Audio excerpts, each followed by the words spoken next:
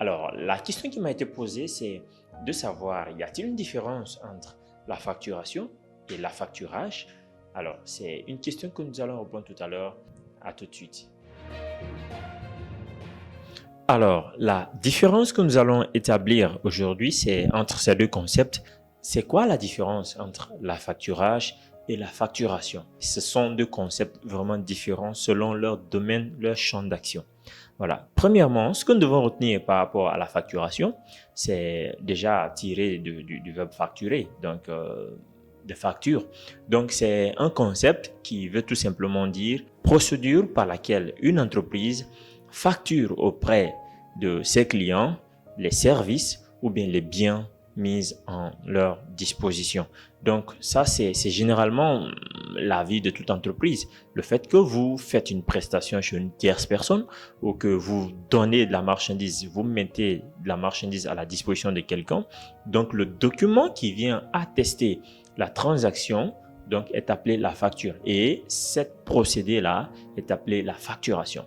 Par contre, ce que vous devez retenir par rapport à l'affacturage, c'est aussi un autre élément, mais dans le domaine plutôt financier, pas forcément comme le premier cas.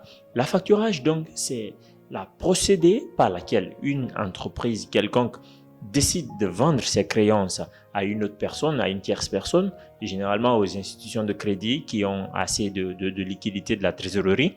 Voilà, ces créances, et de telle sorte que la personne à qui on vend les créances, appelée le facteur dans ce genre de contexte, est appelé à payer à l'entreprise le montant dû par le client, c'est-à-dire qui ressort sur la facture, donc auprès de l'entreprise, l'intégralité ou non de cette facture à l'entreprise. Donc, comme pour expliquer tout court, moi, je suis une personne X et il y a une personne Y qui me doit de l'argent. Donc, puisque je sais que je suis en déficit, je suis en manque de trésorerie, de liquidité et que j'ai besoin de mon argent, mon client n'est pas en même capable de me régler maintenant pendant que j'ai besoin de mon argent, de ma créance, alors je décide d'aller vers une banque, lui faire la proposition. Je dis, écoute, est-ce que tu peux me payer le montant que le client me doit sur cette facture? La banque décide de m'accompagner, mais soyez-en sûrs, la banque vit des intérêts. Donc, la banque va alors souscrire ou bien accepter mon offre et décider afin de pouvoir encaisser la somme auprès de mon client. Ce qu'il faut retenir, c'est qu'il y a deux sortes d'affacturage. Donc, premièrement, il y a l'affacturage avec recours, l'affacturage sans recours. Voilà. Avec recours, ça dit que l'entreprise elle-même décide de suivre le paiement, mais sans recours, l'entreprise s'en lave les mains et c'est généralement assez taxé en matière d'intérêt. Donc, la banque décide de poursuivre le suivi des paiements, chose qui est un peu difficile, et la banque prend la garantie, l'engagement de pouvoir encaisser la somme auprès du client.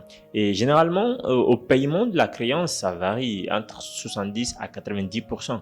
Donc, l'institution de crédit qui achète la créance auprès de l'entreprise ne verse pas l'intégralité du montant dû sur la facture et on paye généralement entre 70 et 90%. Et le reste est considéré comme des intérêts en fonction du degré ou bien en fonction du niveau ou bien du type d'affacturage qui a fait l'objet du marché.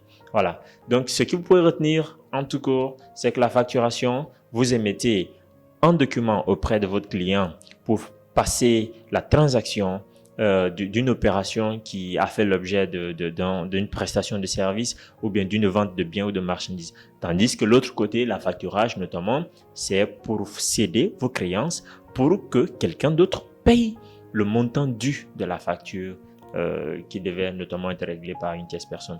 Voilà, merci beaucoup. N'hésitez pas à laisser aussi votre commentaire dans la description et puis je me chargerai de répondre la prochaine fois que je ferai une vidéo. Merci.